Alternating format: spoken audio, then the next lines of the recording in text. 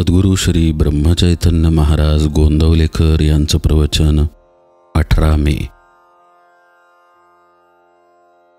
वृत्ती भगवंताच्या ठिकाणी स्थिर ठेवावी। माझा देह परमार्थाच्या आड येतो हे म्हणणे खरे नाही।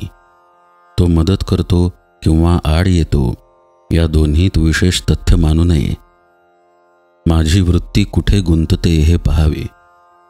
भगवत भजनात दिवस घालवावा असे वाटू लागले, पण संगत मिळाली खेळ खेळणाऱ्याची, तेव्हा त्याचे मन कशाला मोडा असे म्हणून खेळू लागला।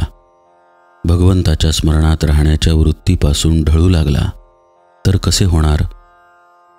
आईने आजवर खस्ता खाल्ल्या, लहानाचे मोठे केले, तीच आई लग्न झाल्यावर विषयाच्या आड येऊ लागली आणि म्हणून वैऱ्यासारखी वाटू लागली। वास्तविक दोघांच्याही देहात फरक होण्यासारखे असे काहीच झाले नाही, पण वृत्तीत बदल झाला। विषयातच मी गुंतून राहू लागलो, याला काय करावे? मी सुखी कशाने होईन हे आपण आपल्या कल्पनेनेच ठरवले, पण या जगात पूर्ण सुख किंवा पूर्ण दुःख असे काही आहे का? जे खरे असेल किंवा खोटे असेल याची आपल्याला खात्री नाही, त्या बाबतीत आपण रिकाम्याच कल्पना करत बसतो। दुसरा मनुष्य ज्यावेळी आपल्याला त्रास देतो त्यावेळी त्यामध्ये 50% आपली कल्पना असते, बाकी उरले 50% त्याबद्दल त्याने दिलेला त्रास मी करून घेणार नाही ही वृत्ती असावी, म्हणजे संपले। आपली वृत्ती सारखी बदलते आहे आणि जगही सारखे बदलते आहे, त्यामुळे अमुक परिस्थितीमुळे सुख किंवा अमुक परिस्थितीमुळे दुःख होते हे वाटणे खरे नव्हे, कारण सुख दुःख अस्थिर असते। शास्त्रांचे नियम हे वृत्तीला स्थिर करतात।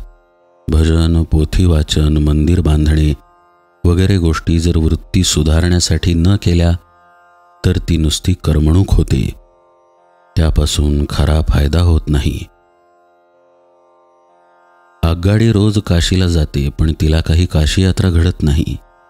यात्रा घडते ती आत बसलेल्या लोकांना। गंगा स्नान, विश्वेश्वराचे दर्शन वगैरे आतल्या लोकांना घडते। त्याचप्रमाणे देहाने नुसता पूजापाठ वगैरे करून परमार्थ घडत नाही। आपली वृत्ती भगवंताच्या ठिकाणी चिकटली पाहिजे।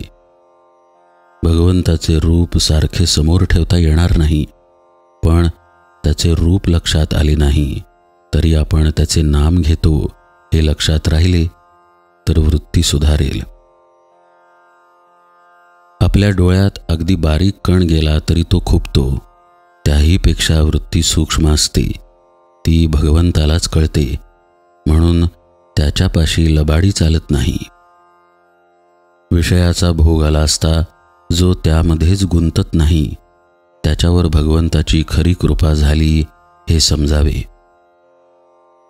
भगवंतापासून वेगळे न राहणे, त्याचे विस्मरण न होऊ देणे, त्याच्या स्मरणात राहणे, त्याच्या नामात राहणे, यात खरे समाधान, शांती आणि सुख आहे।